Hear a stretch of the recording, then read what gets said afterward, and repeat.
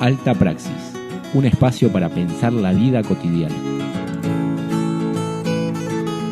Bienvenidos al programa Alta Praxis, un espacio de APSA, Asociación de los Profesionales de la Psicología Social Argentina, que intenta replicar las voces de una práctica comunitaria y concreta. Que cante.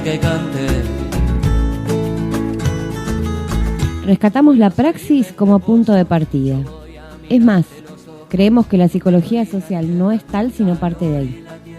Creemos que hoy en día estamos interpelados y hacemos este programa para pensar al hombre y a la mujer en situación.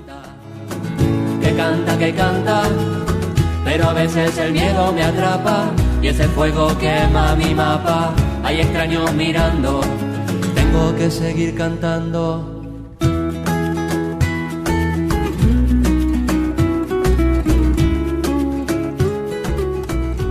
Bienvenidos a una nueva edición de Alta Praxis en esta segunda temporada, en este quinto programa, si no me equivoco. Estamos con el staff. Vamos a avisar antes que nada que lamentablemente no nos va a estar acompañando Iris, sí desde la preproducción, y sí va a estar también haciendo algunos aportes en relación al movimiento de mujeres, pero no la vamos a tener ya entre nuestro equipo permanente staff, como sí lo estamos con Tati. ¿Cómo estás? Muy buenas tardes, noches, buen día. Buenas tardes, buenas noches, buenos días, de acuerdo a la hora en que estén sintonizando el programa. Diego, ¿cómo estás? Buen día, tardes, noches. ¿Qué tal? Buenas tardes, buenas noches para todos los que nos están escuchando. Buenas tardes para ustedes, chicos. Muy bien, vamos a iniciar entonces con el programa. Tenemos varios temas. Primero vamos a hacer un repaso sobre la actualidad para ver este mundo que nos rodea, en qué estado se encuentra, como siempre, esta sección que hemos desarrollado en los últimos programas. Primero, para retomar lo que veníamos charlando la semana pasada, vamos a empezar por la noticia que habíamos comentado sobre la muerte de George Floyd en Estados Unidos. Uno de los policías responsables de la muerte fue dejado en libertad tras pagar una fianza. Estamos hablando de Thomas Lane, que fue acusado por, junto a otros dos compañeros, de asistir obviamente a Derek durante la muerte de George Floyd. Sí, exactamente. Esto sigue ahondando aún más esta sensación de fragilidad de lo social que tiene que ver con que no hay justicia, que fue uno de los motivos que impulsó también el movimiento antirracista en este sentido. Bueno, casualmente hoy tuvimos un nuevo hecho, no sé si se enteraron, otro ciudadano afroamericano perdió la vida en una situación un poco extraña. Estaba dormido en la entrada de un autoservicio en Wendy's. Lo denuncian porque su auto estaba en el medio del lugar. Llegan dos policías, lo abordan, le hacen un control de alcoholemia porque el ciudadano estaba dormido en su auto. Claramente le hace una alcoholemia y le da positivo y lo quieren detener. Esta persona se resiste. Y la resistencia fue bastante contundente frente a la agresión. Claramente también esto está influido, ¿no? La resistencia al arresto está influida por el miedo, ¿no? Por el pavor que le puede haber dado a esa persona verse abordado por dos policías blancos. Bueno, trata de resistirse, logra zafarse. Y cuando corre por la espalda,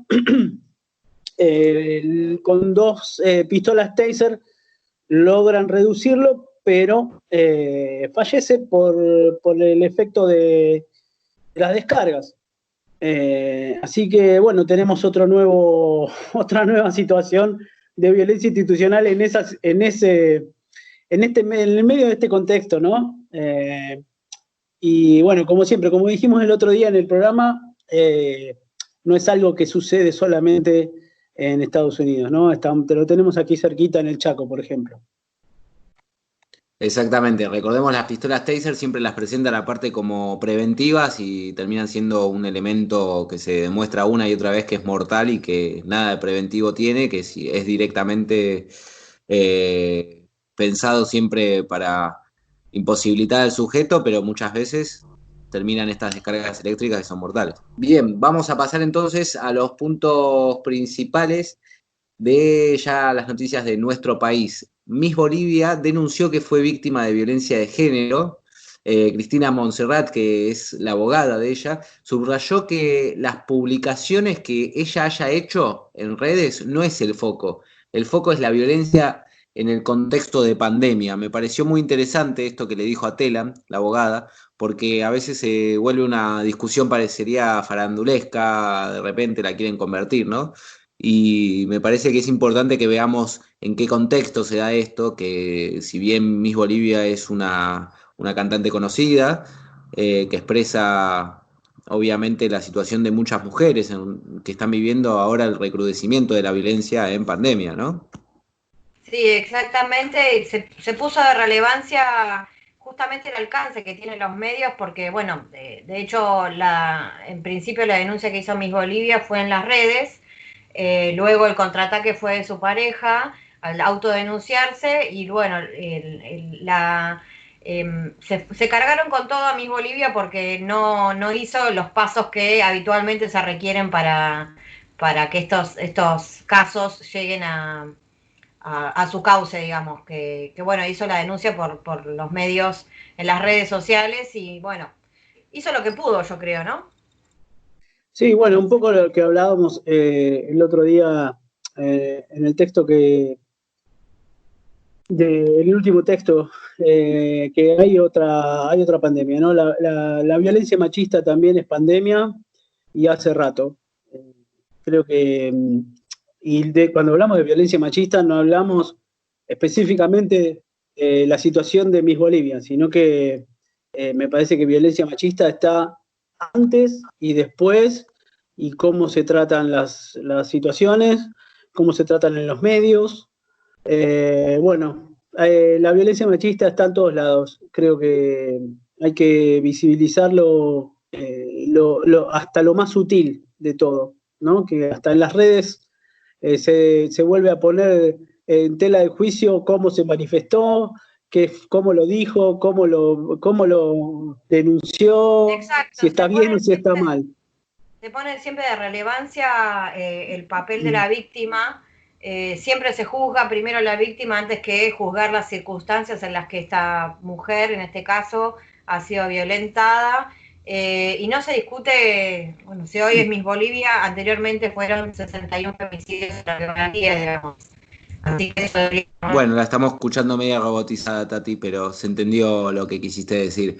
Nos vamos para el Chaco ahora, después de esta reflexión sobre la situación de violencia de género de las mujeres. Nos tenemos que ir al Chaco porque apresaron e imputaron a 4 policías por el salvaje ataque que se hizo a una familia toba en el Chaco, recordemos en la localidad de Fontana.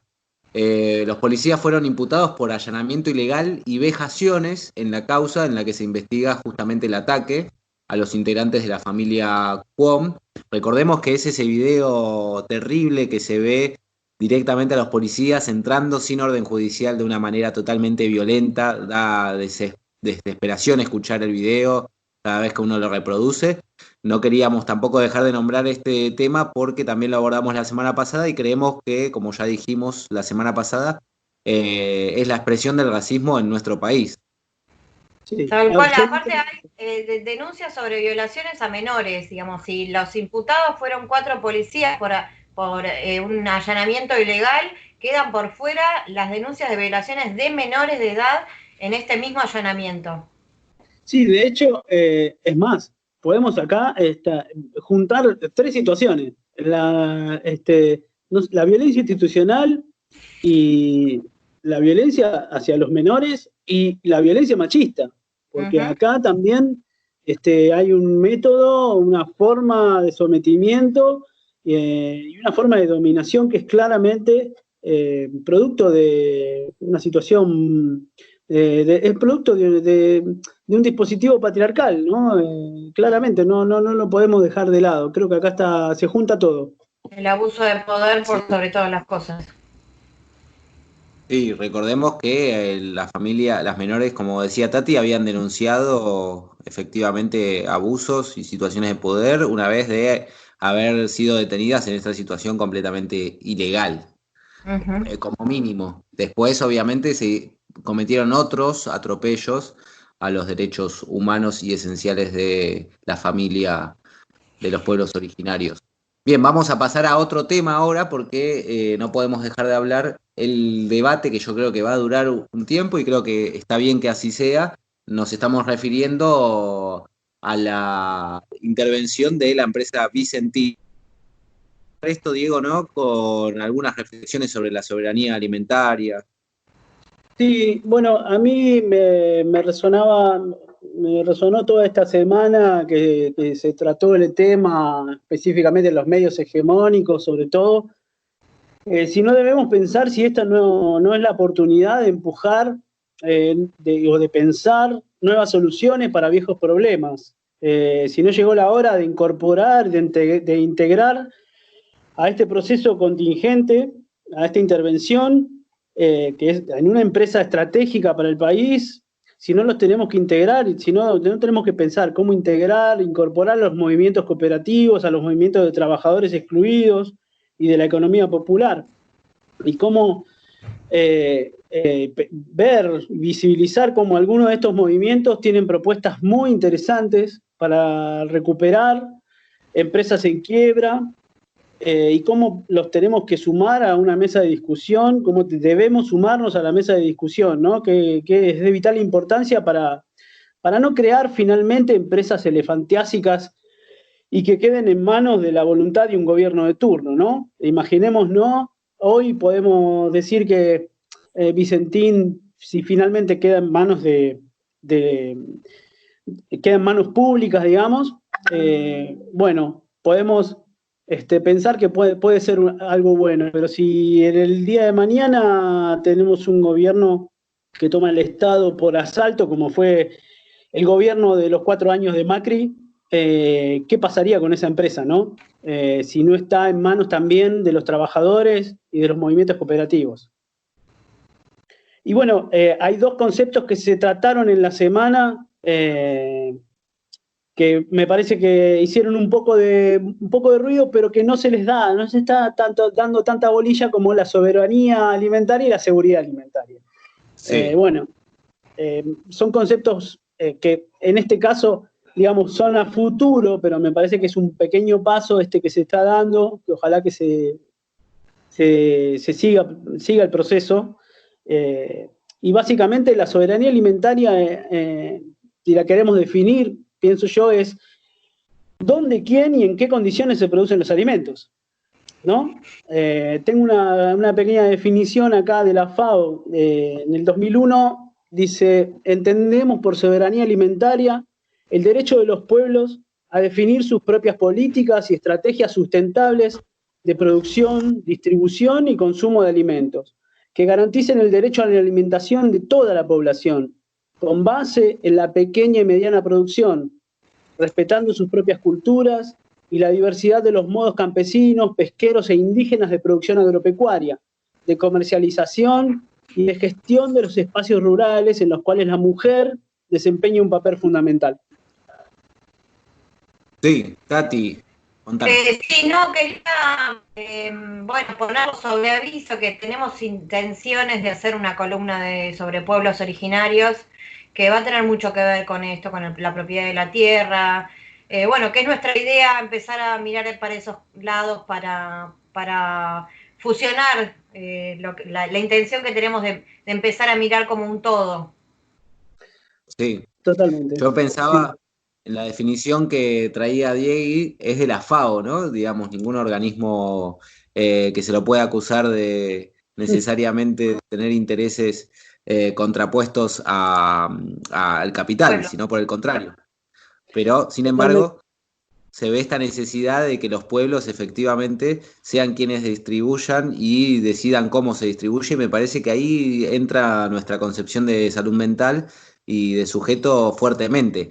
Para esto recomiendo, no me quiero extender yo más, recomiendo escuchar, como les decía fuera del aire a los chicos, pero lo hago extensivo a todo el programa, que escuchen al doctor Horacio Tavares de la entrevista que hicimos la semana pasada, porque grafica de una manera muy, muy expresa, muy, muy clara, cómo es nuestro posicionamiento en relación a los sujetos y cómo nosotros no resolvemos por ellos, sino que efectivamente hay un proceso de apropiación, de adaptación activa, diríamos, a la realidad para que pueda ser transformada. Y en eso también entra las decisiones alimentarias, la soberanía, no solo alimentaria, energética. Yo creo que todo eso tiene que ser fuertemente alentado desde nuestro rol profesional, para que se conformen esos espacios de participación ciudadana.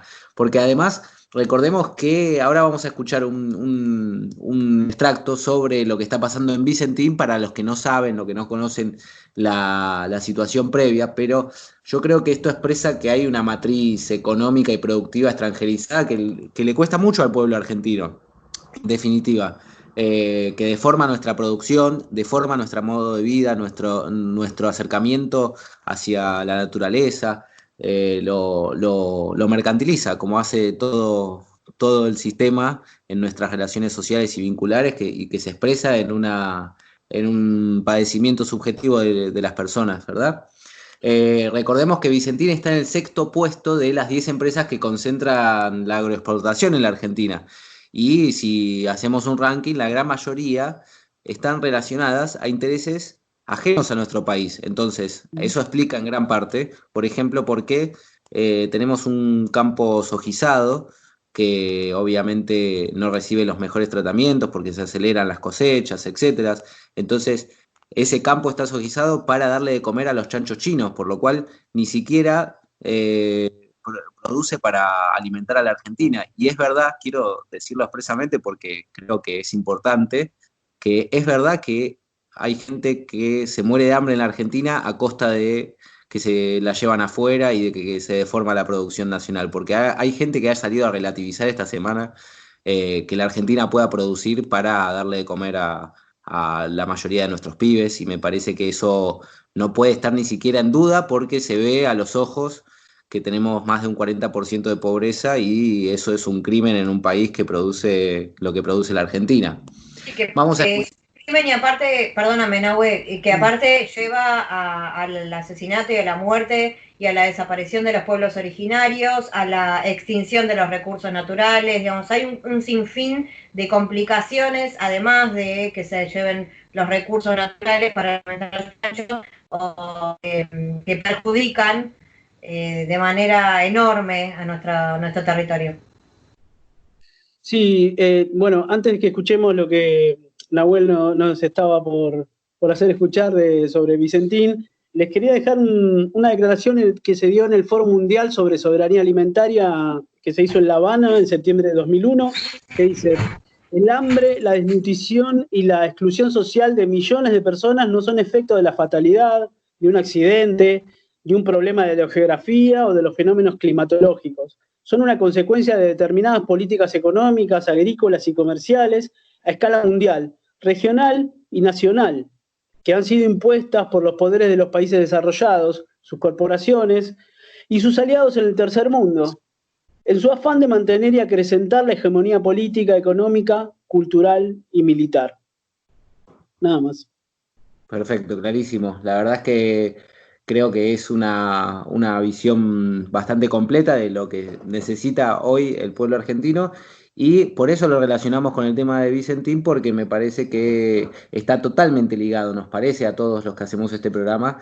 Recordemos que no solo, como decíamos, deforma esto nuestra producción y deforma nuestros hábitos, digo que la producción nacional esté orientada hacia un consumo que no tiene que ver con el nuestro, sino que también es un robo absoluto que nos tiene que interpelar, porque esto ya no solamente nos toca desde el punto de vista alimentario, de los hábitos de vida, sino que también me parece que no podemos pensar y no podemos dejar de preguntarnos de verdad si no es una posibilidad única para empezar a regular lo que coman nuestros pibes, a pensar una producción orientada a las necesidades de los sujetos, porque esta gente hoy no tributa en el país. Me estoy refiriendo a los grandes CEOs en el caso de Vicentín, y creo que es importante que pensemos de qué hablamos cuando hablamos de estatización, ¿no? De qué tipo de manejo propondríamos para una estructura como Vicentín. Y por eso queríamos presentarles este audio de Germán Mangione, que es un periodista de Santa Fe, de la zona de San Lorenzo, que lo explica con términos muy precisos, y dice más o menos así. Vamos a escuchar 4 minutos, que son bastante largos, densos, podríamos decir, pero que valen la pena, así que les recomendamos que lo escuchen. Bueno, y en el día de ayer se conoció la noticia a través de lo que fue una conferencia de prensa del propio presidente Alberto Fernández de intervenir con lo que es esta empresa Vicentín, ¿no? Esta situación, una deuda de más de 100.000 millones de pesos que tiene, obviamente, esta empresa, de la cual el máximo acreedor es el Estado Nacional, por más de 18.000 millones de pesos de créditos que durante lo que fue el 2019 se estuvieron sacando a través de lo que es el Banco Nación. Por eso, para entender un poco más de lo que es este tema, para saber un poco más sobre lo que es esta situación, vamos a charlar con el periodista Germán Mangione, quien es, en este caso, colega nuestro, ha seguido desde cerca, desde principios, ¿no?, de lo que fue, obviamente, esta situación de la empresa Vicentín, para entender un poco más y que nos explique un poco sobre lo que es esta situación. Germán, ¿cómo te va? Buen mediodía, gracias por atendernos. Buen mediodía, gracias a ustedes. Germán, bueno, a ver, ¿cómo podemos empezar a diagramar un poco para que la gente entienda también cuál es la situación, ¿no?, de esta empresa y el porqué de esta decisión del Gobierno Nacional de intervenir y expropiar lo que es parte, obviamente, de lo que es esta empresa? Sí, hay que aclarar que el decreto que ayer impulsó el presidente Alberto Fernández declara la intervención por 60 días de la empresa, que implica que va a tomar control del directorio de la empresa, y lo que ahora se va a dar es un proceso de discusión legislativa en los próximos 60 días. Con él mandaron también un proyecto de ley de expropiación que seguramente abrirá un gran debate en la Argentina en torno a esta cuestión y en torno al sector agroexportador tan importante en nuestra región. Cuando uno trata de dimensionar Vicentín, para la Argentina es muy importante situarlo en ese sector económico de la agroexportación, que hoy es el sector que exporta el 55% de todo lo que exporta Argentina, y que está dominado por un grupo de 10 empresas, en su gran mayoría extranjeras, pero entre esas 10 empresas está Vicentín en el sexto puesto, que concentró gran parte de los negocios de la agroexportación en la última campaña y que tiene un peso fundamental en la economía, no solo en la agroexportación, sino también en una gran cantidad de negocios en los que se ha diversificado la empresa en este último tiempo. Digo, sin ir más lejos, el frigorífico Friar y algunas empresas más conocidas por nosotros, también de propiedad de la familia Vicentín. Claro. A ver, ¿cómo sucedió esto, Germán? Porque, a ver, vos decías, es una de las grandes empresas agroexportadoras, obviamente, que tiene en la República Argentina, y desde lo que fue el año 2019, mediante lo que fueron algunos créditos, obviamente teniendo el Estado Nacional como máximo acreedor, una deuda que después ingresa en estrés financiero, no puede hacerle frente, obviamente, a lo que son los pagos de estos compromisos. ¿Cómo podemos empezar a entender un poco cuál es la situación y el por qué también ingresa dentro de lo que es esta situación?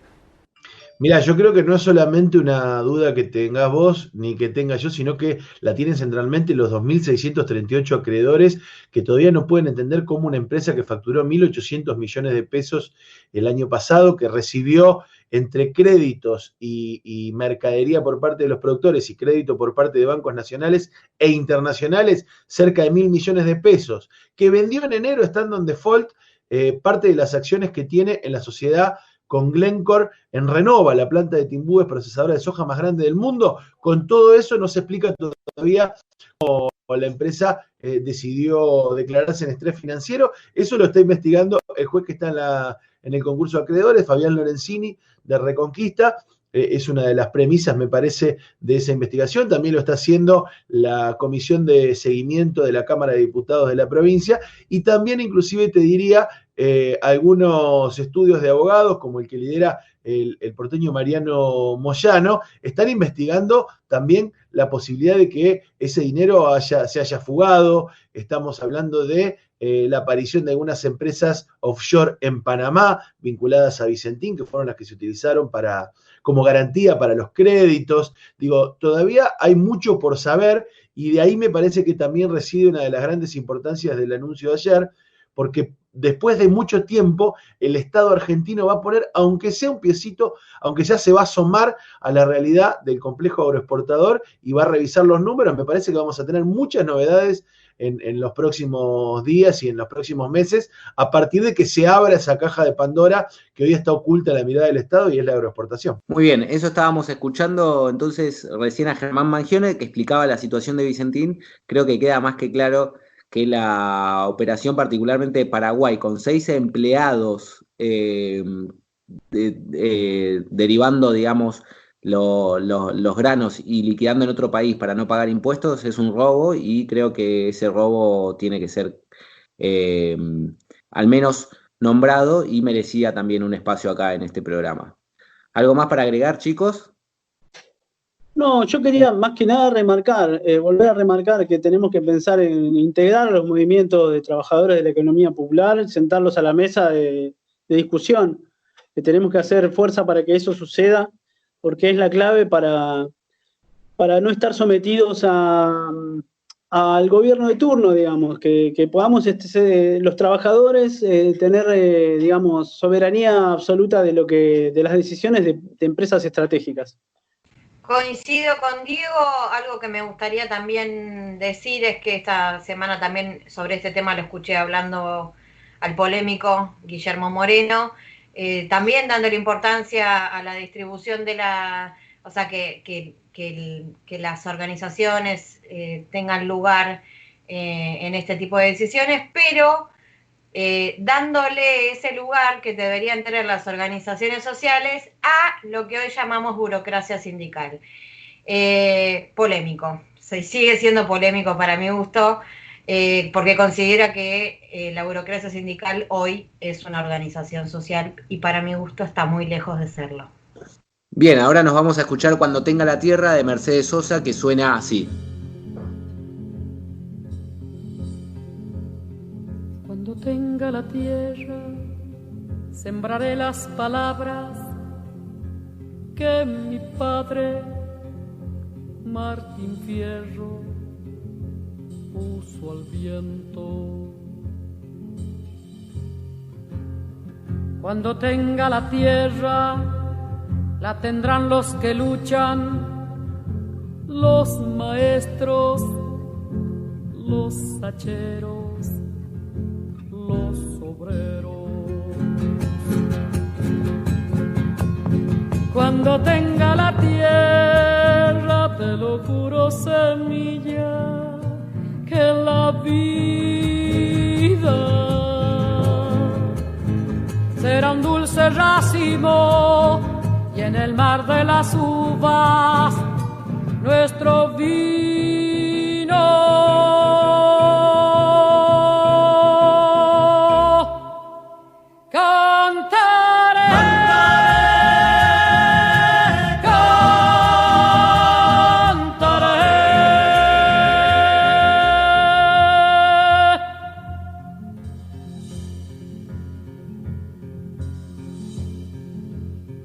Cuando tenga la tierra, le daré a las estrellas astronautas de trigales, luna nueva.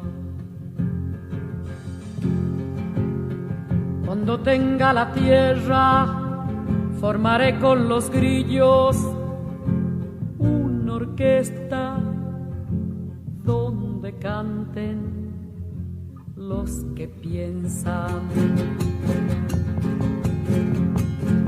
Cuando tenga la tierra, te lo juro, semilla, que la vida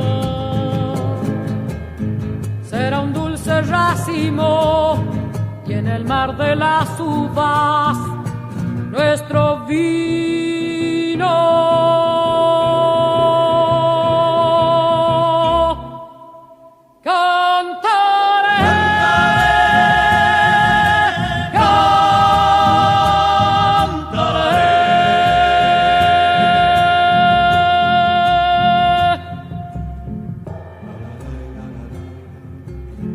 Campesino, cuando tenga la tierra, sucederá en el mundo, el corazón de mi mundo, desde atrás de todo el olvido. Secaré con mis lágrimas todo el horror de la lástima y por fin te veré, campesino, campesino, campesino, campesino, dueño de mirar la noche en que nos acostamos para ser los hijos. Campesino, cuando tenga la tierra, le pondré la luna en el bolsillo y saldré a pasear con los árboles y el silencio, y los hombres y las mujeres conmigo. Cantaré.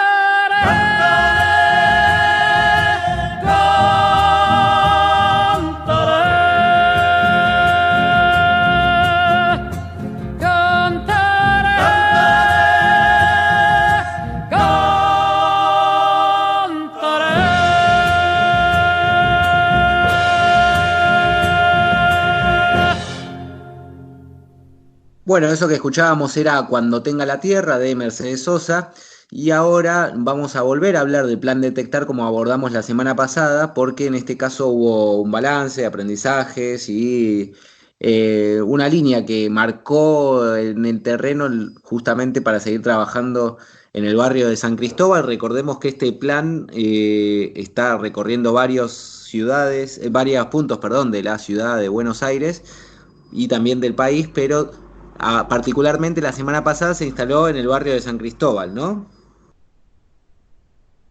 Sí, se continúa haciendo el relevamiento habitacional en principio, luego específicamente las unidades habitacionales que requieren algún tipo de relevamiento más profundo, se hace en contacto con los vecinos. Todo esto se lleva adelante con personal de salud y acompañados logísticamente por gente del comité de emergencia, y luego de ese relevamiento, que es un interrogatorio, una especie de preguntas y de relevamiento de si hay síntomas o situaciones de necesidades que pueda tener ese vecino, se le toma la fiebre, y si hay algún tipo de síntoma, se empieza con el operativo de aislamiento y contactos cercanos. O sea, en general creo que ha sido, como decíamos la otra vez, ¿no? Algo que acercó a los vecinos y de alguna manera se puso de manifiesto que la comunidad, organizándose, puede llevar adelante tareas que realmente nos ayuden entre todos, ¿no? Que podamos estar todos sosteniendo a toda la comunidad. Exacto, lo que me parece importante resaltar es de parte de este comunicado es que el comité de emergencia valora muy satisfactoriamente los resultados de este proceso, que a partir de esta experiencia ellos ratifican lo que venimos diciendo desde que empezamos los programas, digamos. Ratifican que es fundamental la continuidad del trabajo conjunto entre el gobierno, ya sea nación o ciudad, junto con los comités, y que a partir de los resultados que se obtengan se tengan en cuenta las demandas que surjan en cuanto a su seguimiento. Me parece muy importante resaltar la importancia que tiene el trabajo mancomunado. Bien, recuerden que el comunicado lo pueden ver obviamente en la página del Comité Solidario de la Comuna 3, Comité Solidario C3, se busca en Facebook, y también lo pueden ver reproducido en la página de la Asociación de Profesionales de la Psicología Social y en el Centro de Estudiantes, ¿verdad, Tati? Exactamente, en CEPS Estudiantes Pichón. Muy bien. Bueno, de esta forma llegamos al final de este bloque y nos queda el tercero, pero primero nos falta pasar las viandas y las ollas populares, ¿verdad, Diego? Cierto. Sí, hay una grilla que tenemos para que quien tenga la necesidad sepa que se brindan cenas de lunes a sábado. De lunes a sábado a las 18:30 en Garay 2045, en el CAC. Y después hay 2 cenas más que se dan también los lunes y miércoles. Los lunes en Prudán 1227 en el comité de la Cámpora, y a las 19 horas en Combate de los Pozos 1387, los miércoles también en el centro de la Cámpora. Bien, recuerden que esto es para la Comuna 3, obviamente pueden acercarse vecinos de toda la ciudad, pero está focalizado los diferentes locales de las organizaciones que conforman el Comité Solidario de la Comuna 3. Sí, Tati, antes de irnos a la canción, decinos. Sí, quería no pasar los teléfonos por si algún oyente quiere donar. 11-3806-2127 es el teléfono del Comité Solidario de Emergencia de la Comuna 3. Ahora sí nos vamos a escuchar La Flor Azul de Divididos.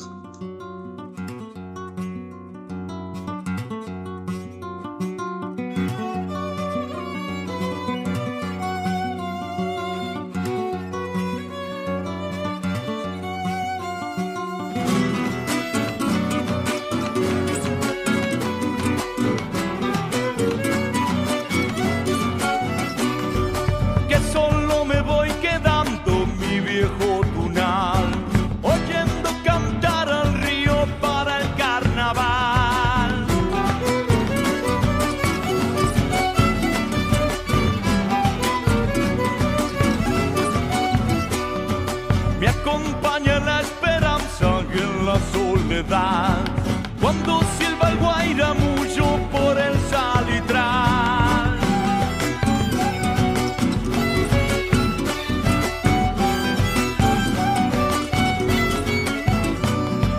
Árbol, fuiste bien coposo, pobre corazón. Árbol que quedó sin hojas, sin nido y amor. Dile, dile chacarera, esa flor azul, que de noche yo la busco por la Cruz del Sur.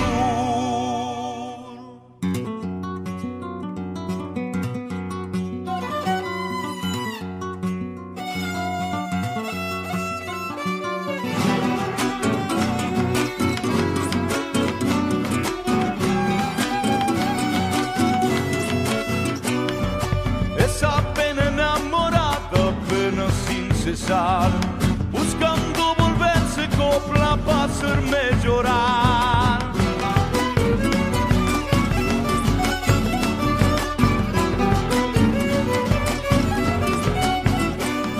Amalaya con la suerte que a mí me ha tocado, cantar por cantar, cantando sin ser escuchado.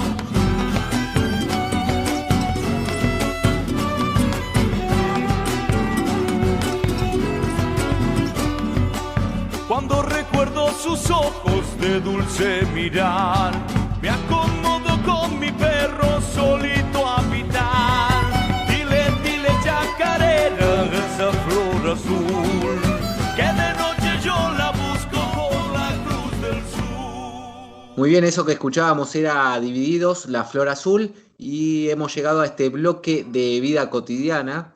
En esta oportunidad vamos a tener también un escrito de Julia Raimundo, nuestra compañera, que siempre nos acerca sus escritos, la verdad es que muy valiosos y muy entretenidos, así que vamos a darle voz nuevamente a uno de ellos. Recordemos que esto es, en este caso también, una apropiación del fragmento de Aguas Fuertes Porteñas de Roberto Ar, y ella le agregó, obviamente, sobre eso hizo un escrito, ¿de acuerdo? Bien, Los Tamadores del Sol en el Botánico se llama el escrito de Roberto Ar, y así que vamos a leer lo que escribió Julia. En un texto de enorme y copiosa poesía se pasea entre la generosidad de la vegetación, la bondad de cuantiosos árboles y también de quienes los observan y algunos que miran, simplemente. En la cotidianeidad de muchos, cumpliendo su jornada de trabajo, el observar los nombres, que tal vez no comprendían el lenguaje, de los frondosos macizos del jardín y desde la inmensa variedad de especies, así el inmenso cobijo, así la gratitud de permanecer allí. Cuánto de ensoñación y de inmensa paz entregarán y recibirán aquellos que sienten su energía en cuerpos y almas. Nada más placentero que sentarse apoyado sobre uno de ellos y en una silenciosa comunión permanecer en contacto apenas perceptible. Es así que tal vez quienes en forma habitual recorren los pasadizos del inmenso jardín se sientan en bancos en ronda, cual ceremonia diaria, intercambiando o no con paseadores ocasionales, se asolean. Otros incorporan su trabajo allí dentro, jardineros, ayudantes, sin perder la oportunidad de asombrarse día tras día de algún nuevo brote, descubrir aquel nombre que identifica a la especie, que muchos no entienden. Así, sus ocupaciones diarias, siempre las mismas, pueden ser nuevas todas las veces. Es que han logrado embellecer el paisaje, en una actitud adaptativa. Hoy miran y no solo ven la maravilla a su alrededor. Y en una actividad quizá tan rutinaria como la de todos los trabajadores, han logrado incorporar belleza, que está ahí, solo faltaba redescubrirla, apropiarse de lo que la naturaleza nos aporta en un vínculo infinitamente sanador. Así como sujetos emergentes de un todo que nos modificamos dialécticamente con el medio, podemos develar lo bello que no veíamos. Solo es cuestión de mirar, de observar lo que se nos da como parte de un paisaje a descubrir. Bien, hasta allí el escrito que nos acercó Julia Raimundo. Le mandamos un saludo, le agradecemos nuevamente por ser parte de este programa y esperamos ansiosamente para la semana que viene poder leer el próximo. Ahora nos toca, sí, esta vez una poesía, ¿verdad, Diego? Esta vez sí, una poesía. Sí, una poesía salió. Vamos a ver qué pasa. Bueno. Se llama Lo que no nos deja morir. Te escuchamos. Lo que no nos deja morir no es la fuerza, no es un poder maléfico, es instinto recolector de sueños, es esencia de pura sangre. Lo que no nos deja morir no es el goce, no es un destino vacuo, es esperanza revolucionaria, es inevitable unión con todo lo vivo. Lo que no nos deja morir no es confianza, no es un secreto a voces, es chispa azul de virilidad, es alma en todo lo femenino. Lo que no nos deja morir es la única condena ineludible, es un manto negro que nos cubre y nos descubre, es lo más denso y lo superfluo, es todo y ninguna otra cosa. Lo que no nos deja morir transforma el hambre en alimento, proyecta infierno y paraísos, y nos permite, con fatal coherencia, llegar al fin a reencontrarnos. Hermoso, la verdad es que te felicito, es un placer haber iniciado esta columna, yo creo que aporta mucho al programa, realmente, no solo los escritos de Julita, sino también tus poemas, y la verdad es que agradezco por poder escucharlos todas las semanas, todos los programas. Bueno, de esta forma llegamos al final del programa. Vamos a pasar como siempre las redes sociales y nos vamos a ir escuchando El Activista del Rally Barrio Nuevo, pero primero, Tati, ¿cómo pueden encontrar el Centro de Estudiantes? Por Facebook, CEPS Estudiantes Pichón, por Instagram, ceps.19. Muy bien, recuerden que a la asociación la pueden encontrar como Asociación de Profesionales de la Psicología Social Argentina en el Facebook, y obviamente allí se enterarán todas las novedades también de la corriente pichoniana, y también pueden encontrar en Instagram como Psicólogos Sociales OK, justamente al Instagram de la asociación. De esta forma nos despedimos y nos vemos la semana que viene. Diego, Tati, un placer, muchas gracias. Un gusto, un abrazo, compañeros. Abrazo para todos. Adiós.